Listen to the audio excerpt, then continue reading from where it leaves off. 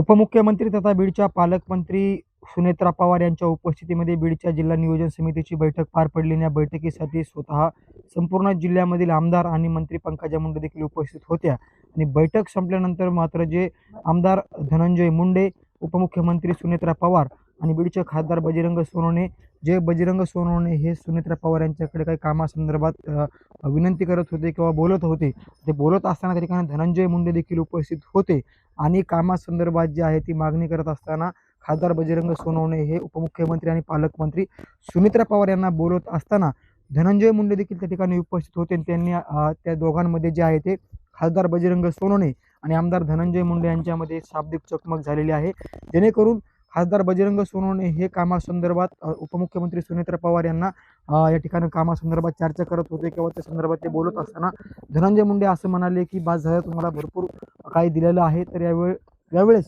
जे खासदार बजरंग सोनवणे आहेत ते म्हणलेले आहेत की तुम्ही मला काही दिलेलं नाही, जे काही दिले ते दादांनी दिलेलं आहे, असं खासदार बजरंग सोनवणे यांनी थेट उपमुख्यमंत्री सुनेत्रा पवार यांच्या समोरच धनंजय मुंडे यांना या ठिकाणी बोललेले आहेत. तर त्याच्यावरती जे आहे ते खासदार बजरंग सोनवणे तेवढंच बोलून थांबले नाही, ते म्हणाले आहेत की फार तुम्ही जिल्ह्याची वाट लावलेली आहे किंवा तुमच्यामुळे जिल्हा जे आहे ते पाठीमागे गेलेला आहे, असं देखील खासदार बजरंग सोनवणे आणि आमदार धनंजय मुंडे यांच्यामध्ये शाब्दिक चकमक जे आहे ते डीपीडीसीची बैठक संपल्यानंतर त्या सभागृहामध्ये झाल्याची विश्वसनीय सूत्रांनी जे आहे ते साम टीव्हीला माहिती दिलेली आहे.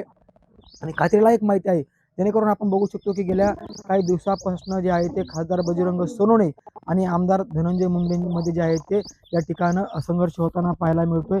मग संतोष देशमुख हत्या प्रकरण असेल किंवा मग केतचं विलास घुले हत्या प्रकरण असेल, या प्रकरणावरून जे आहे ते वार प्रतिवार जे आहे ते धनंजय मुंडे आणि खासदार बजरंग सोनवणे यांच्यामध्ये होताना पाहायला मिळतात. मात्र ज्यावेळेस डीपीडीसीची बैठक संपली आणि डीपीडीसीची बैठक संपल्यानंतर खासदार बजरंग सोनवणे हे उपमुख्यमंत्री सुनेत्रा पवार यांना कामासंदर्भात बोलत असताना त्या ठिकाणी धनंजय मुंडे देखील उपस्थित होते आणि त्यांनी असं म्हटलेलं होतं की पुन्हा याचा उल्लेख याच्यामुळे करतोय की आपल्याला प्रकरण लक्षात आलं पाहिजे की बाद झालं, तुम्हाला खूप काही दिलेलं आहे. त्यावरती खासदार बजरंग सोनवणे यांनी असं म्हटलेलं आहे धनंजय मुंडे यांना की तुम्ही मला काही दिलेलं नाही, जे काही दिलंय ते दादाने दिलेलं आहे, तुम्ही यावर बोलू नका, असं म्हटल्यानंतर त्यावेळेस धनंजय मुंडे त्या ठिकाणी उपस्थित होते किंवा त्या ठिकाणी ते थांबलेले होते.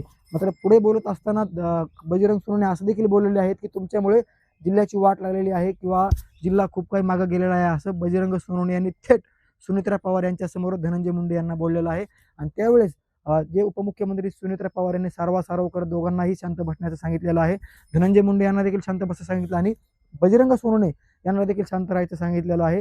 हा संपूर्ण विषय जे आहे ते डीपीडीसीची बैठक संपल्यानंतर घडलेला आहे आणि संपूर्ण माहिती जी आहे, जे शाब्दिक चकमक सभागृहामध्ये डीपीडीसी जिल्हा नियोजन समितीच्या बैठकीच्या दरम्यान जी बैठक संपल्यानंतर घडलेला आहे, हा संपूर्ण घटनाक्रम जे आहे ते साम टीव्हीला एका सूत्रांनी दिलेला आहे. विश्वसनीय सूत्रांची माहिती आहे, जेणेकरून जी माहिती आपल्या समोर आलेली आहे किंवा साम टीव्हीकडे आलेली आहे, विश्वसनीय सूत्रांची माहिती आहे. ज्या पद्धतीनं संपूर्ण जिल्ह्यामध्ये आणि राज्यामध्ये धनंजय मुंडे आणि खासदार बजरंग सोनवणे यांचं कशा पद्धतीने या ठिकाणी जिल्ह्यामध्ये वातावरण आहे बघितलेलं आहे. हाच प्रकार जे आहे ते सभागृहामध्ये बैठक संपल्यानंतर घडलेला आहे. साम टीव्हीसाठी योगेश काशी, बीड.